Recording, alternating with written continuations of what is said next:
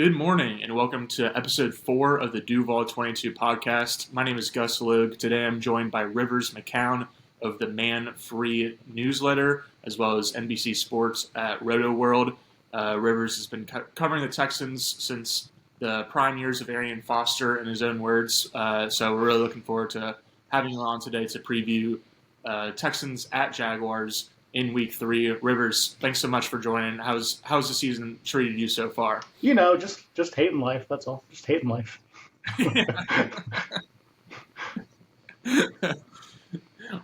Well, I'm excited to get into it because I feel like there's a lot of similarities, at least on the offensive side of the ball, from where the Jaguars at least have been to where the Texans currently are, especially as it relates to having a very talented quarterback, but maybe not quite doing enough to surround him with enough good pieces to win. So let's start out with the offensive side of the ball. What were the expectations going into this season compared to the reality that is what you've seen through the first 2 weeks? Obviously, there was a lot of changes in Houston over the offseason between reshuffling the majority of the offensive line, hiring a new offensive coordinator, trading for our old friend Christian Kirk, drafting 2 Iowa State wide receivers. So were there pretty high expectations? Was the expectations just like do well enough for the defense to be able to win us games? What was the thought before the season compared to now 2 weeks in? So I kind of think people come into it with their own mindset of, oh, well, the quarterback's good, so that must mean the offense is going to take a big step forward. And that's not really how it goes, as Jaguars fans know. So, I mean, it's been one of those things where I think reasonable expectations when you look at that offensive line are like, well, this could take a while. This isn't going to be flawless. It's going to have some ugly leaks and so on. And, I mean, that's really what we're getting right now. The offensive coordinator, Nick Caley, has been pretty disappointing to date. I think we've seen a lot of static 3 wide receiver sets. I think we've seen a lot of guys blocking that don't necessarily have enough of a skill set to do this, such as Dario Gumbawale last week. So, yeah, it's one of those things where like they definitely could turn it around, and it's not like off the possibility wheel. But right now, what we're seeing is kind of what I expected this to see, which is growing pains. Yeah. Has there been like a Nick Caley effect in a positive way or even in like a negative way? Or does this so like almost just feel pretty similar to like the stale offensive last year that wasn't very good at blocking and was constantly in like 3rd and long situations? Like good or bad, like how have you seen the offense change under Caley? So in the macro, it's kind of the same thing. Like you definitely want to run first in the Caley offense. That's what they want to do. They want to establish it. But like in like the smaller levels, I think where this team has really fallen apart compared to last year is you've seen a lot of Justin Watson. Christian Kirk hasn't played yet, and they've let Xavier Hutchinson take over as the number 2 receiver instead of either of the Iowa State rookies so far. So I don't know how that's going inside. I don't know if it's like a blocking thing. I don't know if it's a fine details thing. Like I'm not there every day, but I definitely think that they have some upside if they move away from this. But right now, when you play 11 personnel, like 70% of your snaps, and 2 of your receivers are Xavier Hutchinson and Justin Watson, it's not very explosive. I'm sorry, that's just not how that's going to work. Yeah, for sure. I feel like Watson was actually kind of an explosive receiver in Kansas City, but maybe he was just like happened to be the one running more downfield routes. Like it's not like his game necessarily was explosive, but he was just seemed to be on the receiving end of a lot of deeper throws from Patrick Mahomes. But I mean, he certainly, again, never looks like a personally explosive player, so that makes a lot of sense. In terms of like the CJ Stroud of it all, like again, like this is pretty similar to a thing that Jaguars fans are familiar with in terms of like how much blame falls on the quarterback and how much blame falls on the surrounding environment. Because everyone can agree, like inside of the city and outside of the city, that it's not good enough. But at the same time, like it is a first-round quarterback who you have pretty high expectations for. Like, how much of the pie are you kind of giving blame to Stroud? I mean, last year I don't think he had a huge part to play in it. If you watch the playoff games, like he did really well against Kansas City. He just took 6 sacks because they can't protect to save their lives. So like I'm not worried about Stroud. I will say last week was probably his worst game in a while. I think probably up until maybe the Christmas debacle against the Ravens. You probably throw the Jets Thursday night game into that one. Like he has a tendency to just on the big stage not play to his potential, and that was one of those games for whatever reason. So I mean, yeah, I don't think that he owns a lot of the struggles here, but he definitely has played worse, and he definitely like the offensive line. I think there's no beating around the bush on this. The way the offensive line has played has made him play more tentative in the pocket, and he's drifting back where he used to step up, that sort of thing. And yeah, I mean that's what we're getting. Yeah, that was going to be like my kind of follow up question was like how much of the offensive line's performance has kind of like impacted his own play because I think we have seen that in Jacksonville where like Trevor Lawrence the first day that he stepped into the league, one of the things that he was best at as a professional at least was just being able to like manage the pocket, be aware of incoming pressure, kind of sidestep it, do whatever you need to do to get to a clean throwing platform. And I feel like over the years, as the offensive line never really improved that much, at least until this current season. His he had some traits that kind of kept getting worse and worse, and like was a little bit seeing ghosts. And so it's kind of seems like a tough scene for Stroud for sure. Still being in a offense that wants to establish the rock, not really having any notable receivers outside Nico Collins. Obviously playing behind a makeshift offensive line. Are there any like noteworthy names to throw out there along that offensive line that you think are either maybe doing a little bit better than you expected, or that could potentially be like a true weak link this week against Jacksonville? Oh man, where do I start on weak links? Ariana Ayerstree, first round rookie, played right tackle first game, left tackle second game. They have some kind of weird. Uh, Nick Caceres has always believed that, oh, well, we're going to have this versatile offensive line that can do whatever. So, you never know what guys are going to be starting this week. But Ed Ingram came back, so they all moved back into the preseason one that worked best, which was Erskine at left tackle. And he's had it kind of rough. I'm not going to beat around the bush on that. It's been pretty tough for the first 2 weeks. Obviously, two very good defensive lines. Kalijah Cansey got after him. Todd Bowles fooled him a couple times. That sort of thing. Laken Tomlinson has not looked good at left guard. They've already lost a starting center.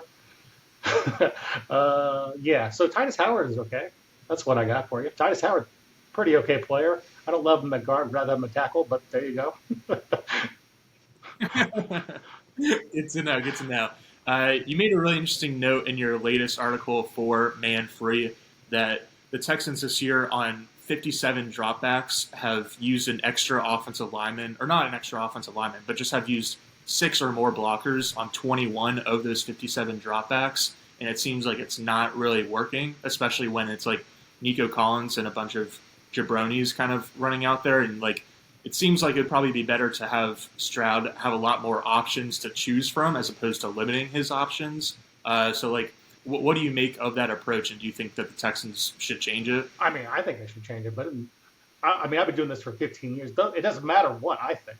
I'm the idiot here. It's the people in the building who decide this stuff. And yeah, I think they've decided no matter what, we're going to help our offensive linemen. They need chips. They need extra blocking. And the fact is, the Texans have not dealt with the blitz very well at all over the last year and a half. So, I mean, I don't know how often the Jaguars are blitzing. They got a new DC, I know. So I mean, I think this could be, another week where the Jaguars halfway through the game realize, wait a minute, whenever we blitz, this guy gets owned bad, or we get a one-on-one with their back and he can't block. So, I mean, that's kind of an obvious weak link for the Texans right now. Yeah, that was gonna like transition into that thought that I had because, as you said, like the Jaguars do have a new defense coordinator. Anthony Campanile has ramped up the blitz rate a lot, especially relative to last year under Ryan Nielsen. The Jaguars finished 30th, I believe, in blitz rate, and I don't know, I don't have their current numbers with me, but I would assume they're probably in the top 5. They've been really aggressive. Which in Week 1 they were playing Bryce Young, and it's like, all right, that makes a lot of sense. It's Bryce Young in the Panthers' offense. But then even in Week 2, they kept up the pressure rate against both Joe Burrow and Jake Browning. And so even if C.J. Stroud is in that like kind of class of quarterbacks that you like maybe don't want to blitz because he's smart enough to be able to like get to his hot reads and like know where the pressure is coming, et cetera, et cetera. It seems like the rest of the ecosystem around him is not really prepared for that. And so I'm definitely interested in that matchup. It's just like Stroud versus the blitz, but then even like Houston's pass protection against the blitz when they have extra pass protectors in there and whether they're going to be able to hold up or not. Campanile has definitely kind of schemed up a few free rushers by just walking up like 7 guys to the line of scrimmage and then dropping a handful. And then like the running backs and tight ends and really entire offensive line doesn't really know exactly where the pressure is coming from. So certainly expect to see that in this game in week 3. The last thing on the offense is just like if you weren't the idiot and you were inside the building, like is there a specific suggestion that you would make to try to turn the offense around, or do you think that it might not really be able to get turned around until like in the off season when they like are able to find some other pieces? So, like I said, I've been doing this a long time. I feel like a lot of what comes down to offensive dysfunction is a coaching thing first. Because I don't think there's that much physical difference between, once you're at the 23rd best center in the league or the 35th best center in the league, it doesn't really matter that much as far as the traits. You might get a penalty here or there, whatever, but I think that they need to full sweep this staff. Like Nick Haley kept a lot of last year's staff. They elevated last year's co-offensive line coach to the top job. And from what I've seen so far, it's kind of the same thing. So you're talking about getting freed up rushers. Like the Texans last year were just woeful at picking up stunts. And I'm sure week 3, Jaguars are going to see that on tape and be like, we're going to throw a lot of stunts at these guys. And yeah. That's what's going to happen, I think. Well, I mean, I agree with you. We've already seen the effect of a new coaching staff in Jacksonville. Jaguars went from 26th in rushing yards last year, and they currently rank 1st, which absolutely nobody would have guessed, even the biggest Jaguars homer, just because their offensive line on paper was like probably average at best entering the season. And now no one's saying that they have a top 5 or even top 10 offensive line, but coaching definitely matters. Yeah. I would also say for that I'm doing a lot of Dallas work lately because I work for a Dallas freelance site sometimes, and like that run offense couldn't do anything last year. All of a sudden, we've got Javonte Williams is suddenly like a good fantasy football back out of nowhere. It can change in a hurry in the NFL. Absolutely. So, I mean, hopefully for your sake, not necessarily for the Jaguars' sake, but for your sake, they're able to figure it out. Let's go over to the defensive side of the ball. The Texans are absolutely stacked on defense. They have arguably the most talented defense in the league if you're just like stacking up the top 5 or 6 players on each defense, I'd say. We'll get to like their weak links in a second, but just to highlight how good their defense is, like I'm curious who's like not necessarily the best player or the most talented player on Houston's defense, but like who would you say is the most valuable player to the structure of the defense that they play and allows like everything else to kind of fall in place? Or it could even be like a small handful of players. Okay. I think people overlook Kalen Bullock a lot, the deep safety. I think he's got a lot of range. He had some really good numbers last year as far as completion percentage when he was actually asked to cover. I think he has more versatility than people give him credit for. And kind of his ability to range around, to go, between the hashes makes it all work. And really, obviously, when you look at the Texans, you're like, oh, yeah, Will Anderson, you got Daniel Hunter. Like, that's obviously the number one thing every offense is worried about. But I do think that Bullock's ability to kind of drop down when he's needed to, kind of play up when he needs to, because they do a lot of cover zero stuff. Like, that's not an uncommon package to see out of them. I mean, he's really important for them. How often do the Texans blitz as opposed to like playing the traditional like Niners style defense of like we have 4 great pass rushers? It's just going to be a 4-man rush with really sound coverage on the back end. So it depends on how they're feeling about the rush that day. Usually, and also like when D'Amico Ryans first took over, and there was no there was no Daniel Hunter in year 1. You got Anderson and as a rookie, and then like John Grenard when he was healthy, like that sort of thing. So that year they blitzed a ton. This year, last couple of years, like it's not quite as high, and I don't know that they're going to make heating up Trevor Lawrence a priority because I don't know how that if they see what the Jaguars have done the first 2 weeks and been like, well, do we need to heat that guy up or do we need to just let him play? So it's one of those things. Right.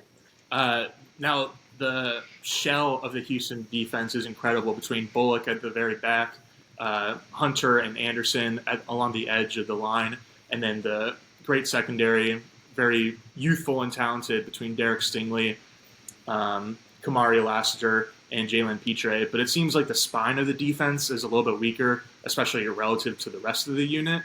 Do you think that like it's weaker just relative to the rest of the unit, or do you think it's like truly a weak spot that the Texans can like allow opponents, or that opponents can kind of like hone in on? So the way I would put it is, it's weak compared to the rest of the unit, but also when you build a roster these days, like you got to pick somewhere that isn't going to get the best investments. And like I don't think Henry Toto is a bad linebacker at all. He did miss a tackle on Baker Mayfield on that fourth down that would have sealed the game. So not a big fan of him at this moment, but that guy hits. Aziz Al-Shaair hits. Like these guys in the middle of the Texans defense, they are here to hit. And they are here to enforce and make it unpleasant for you to run the ball at all. And that's kind of their thing. So are they going to fool in coverage sometimes? Yeah. Is play action going to get them? Probably. Are they the fastest guys going out on screens, which is what I think the Jaguars probably will do a lot of on week 3? No. But I do think they aren't bad NFL players by any means. Gotcha. So do you have any like qualms about the defense? Like we talked a lot about the offense and like things that aren't going right, things that could potentially need a change, or like does this defense, even though it's not perfect, but like no defense is, and you make a great point where like there's kind of weak links in almost every unit just because of you're trying to build out 53-man rosters and like not all of them are going to be great. And so like do you have anything that like you would change or would like to see a change to improve the defense one step further, or do you think it's like a pretty stout unit? I mean, I've always been the kind of guy who loves having a run stop DT. Like I really think that's important and underrated in the NFL. And the Texans, for whatever reason, haven't really believed in that for a long time. Like they've always wanted to get these 310, 305 guys at most. Where I want, like, I want the 330. I want Stacks Harrison in the middle there, and that kind of player hasn't existed for the Texans for a long time.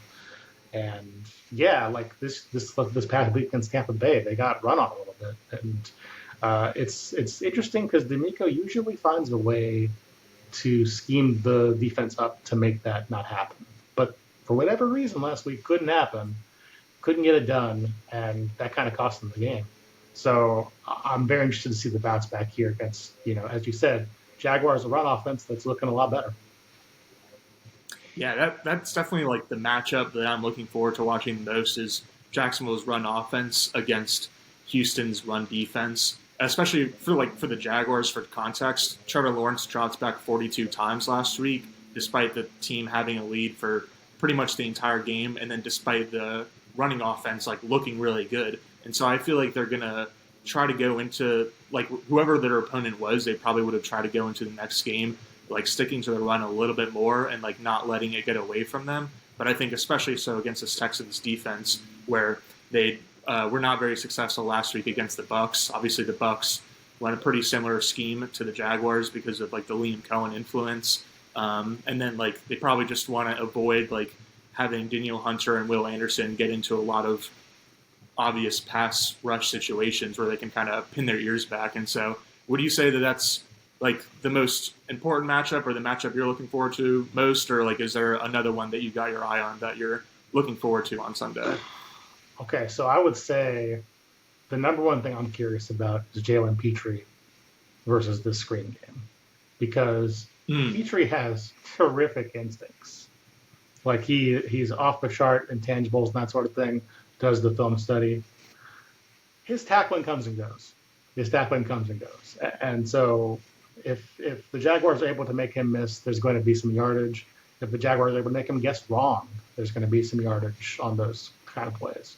So that's the number one thing I'm looking at as far as kind of how they can sustain offense versus how the Texans can snuff it out. I don't know which Petrie we're getting in this game. I never do.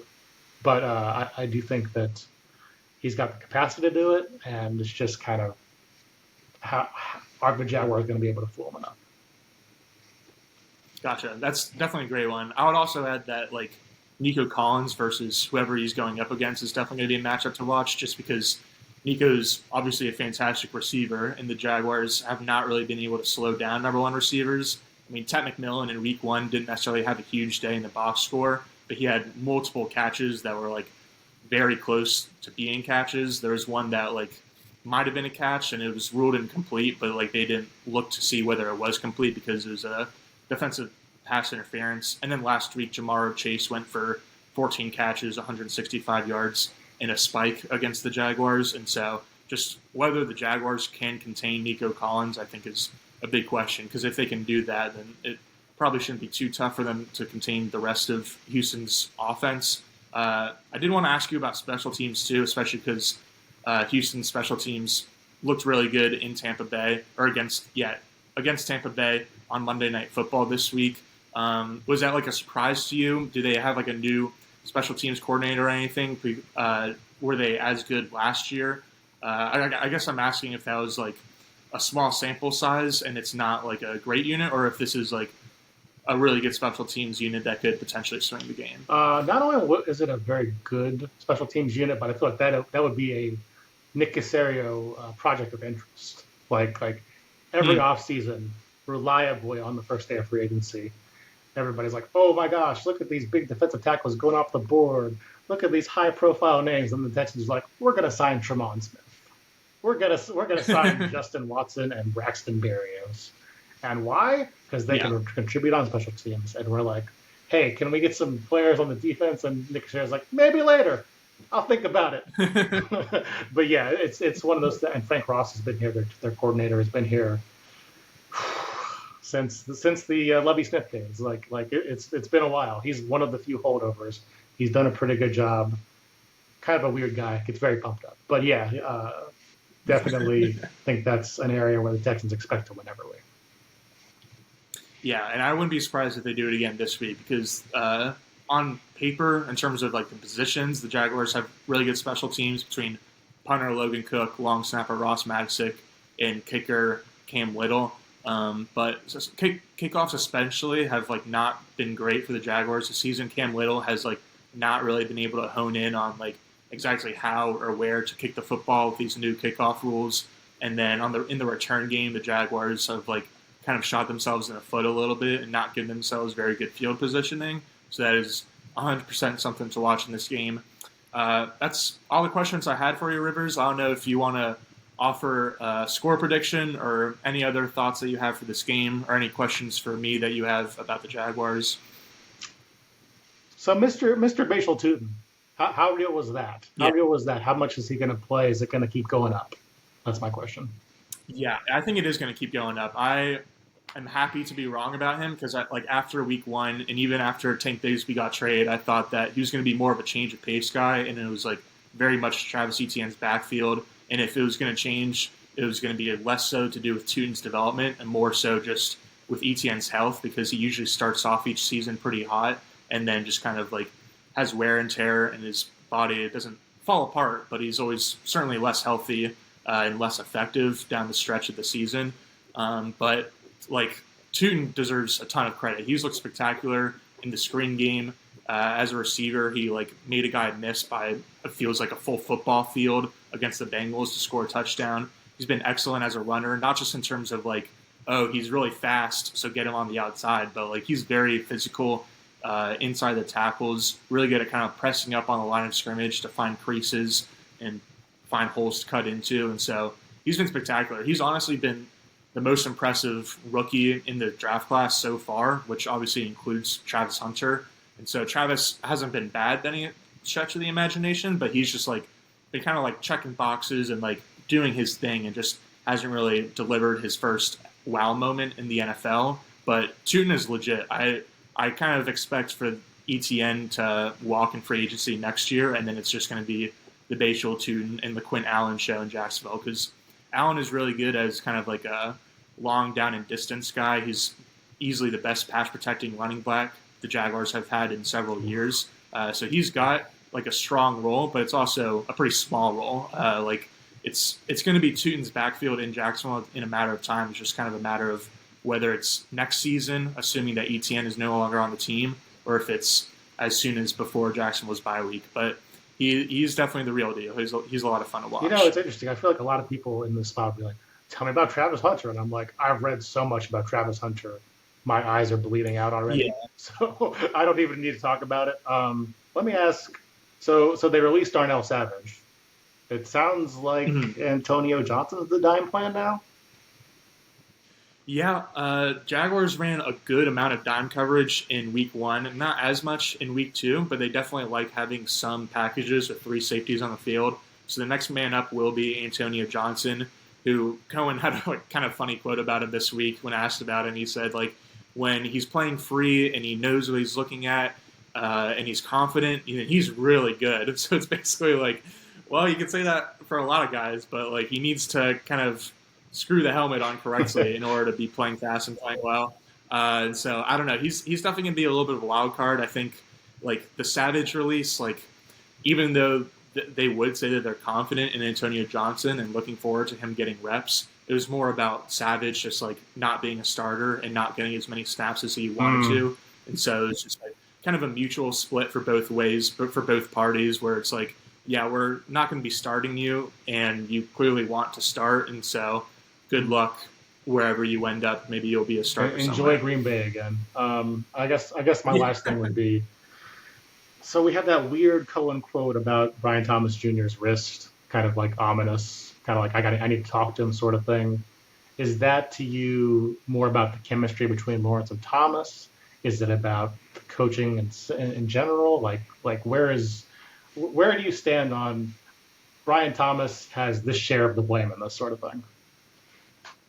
Right. Well, to knock out the wrist injury first, like it's not a big deal because I think he made a couple of catches in the Bengals game that showed like if he did have a wrist injury, then it like wasn't preventing him from making plays for most of the targets that he got. And then also like he didn't miss practice at all last week, and you don't have to have an injury designation for someone who doesn't miss a practice. So it's not like the Jags are going to get fined or anything like that. I would say that like the frustration with Thomas is basically his lack of effort. Like there was a few plays on Sunday against the Bengals where it seemed like he was shying away from contact. There was a play that like literally would have been right here for him in the end zone, and he just ducked out of the way. And so it's pretty tough. And so I think it's frustrating, like for Cohen and the coaching staff especially, like because if it was just a Sunday thing, then it'd be like, that was like not a good performance, and you got to get your head in the game. But like we'll be fine moving forward. But Brian, both this offseason and last offseason when he was a rookie, was a very hot and cold, and honestly mostly cold practice player. And like definitely seems like a guy that just like revs it up when it's game time or when it's a big moment. And so like it's hard to fault him a lot because I feel like a lot of star players do that and kind of save their energy and save their best for when they need it. At the same time, that was a big DeAndre Hopkins thing here too. That was part of the reason they partnered with him. Yeah. It's like, oh, he doesn't really get a lot of effort in the practices. I don't know if I care for that. And I'm just like, yeah, because he puts up 10, 100 every week. Who cares? But right. now we need the production from Thomas, right? Exactly. Now that he has the lowest catch rate of like out of 150 players in the NFL this season, he's caught off the top of my head 5 out of 19 targets. I have fantasy box scores. I've seen. Don't worry. It's pretty gruesome. And so yeah, it's for Cohen and the coaching staff. It's more about like, okay, we needed to hone in on the practice field so that the work that you put in on the practice field can kind of carry over to games, and we're not having to have like these awkward conversations or having to get just like killed by fans and even some media about your showing on Sunday. And so I do think that like after a few days kind of like breathe and like kind of take it in and like remove the emotions of the loss, I think that like Brian Thomas will end up still having a very good season, and like we'll be able to just kind of look back at these first couple of weeks and chuckle. But that said, it's not nothing either. Thomas definitely needs to shape up a little bit. Me chuckling next week as I look at his 430 line in the box score. I'm 0-3. Yeah. This is great. Okay. I guess that's really all I have as far as questions. I kind of want to predict this to be a close game. I kind of do. But then I remember that this is the AFC South, and the AFC South is very stupid. So it's just going to be who's going to blow out the other team, I feel like. Yeah, I wouldn't be surprised. I feel like the Texans are going to score like about 14, 17 points, somewhere in the teens. And then it's really just like a question of like, are the Jaguars going to shoot themselves in the foot the way that everyone in Duval County is accustomed to, or are they actually going to like look like a smooth operation for 4 full quarters and put up 20 plus points, maybe even 30 plus points? And so, yeah, we'll see. But I very much agree with you. The AFC South is very stupid, and so it could go a number of different ways. The AFC South contains many multitudes, all of which are stupid. Precisely. All right, Rivers. Thank you so much for joining today. Definitely learned a lot. Thank you so much for your time. Again, you can check out Rivers on his newsletter on Ghost. I also have a newsletter on Ghost. It's called duval22.com, so you guys can check that out. Check out Rivers at Man Free, and then his work at rotoworld/NBC. Rivers, thanks again, man. Thanks, guys. All right, guys. Till next time, thank you for watching and listening. See you on Monday to recap Texans at Jaguars. Adios.